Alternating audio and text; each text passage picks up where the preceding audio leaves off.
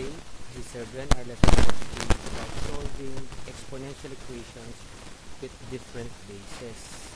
So for our first example is t raised to x equals to 8. Okay, so tingnan natin yung mga bases nito. So yung t raised to x, ang base nito is 3.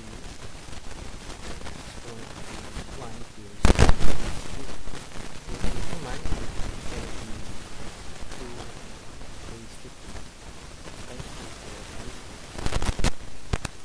Tignan natin dito na we have different